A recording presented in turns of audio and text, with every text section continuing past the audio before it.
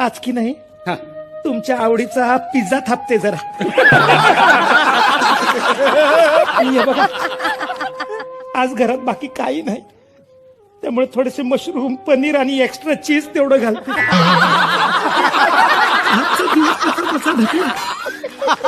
अरुण, अगं किती करतेस माझ्यासाठी. मी हा असा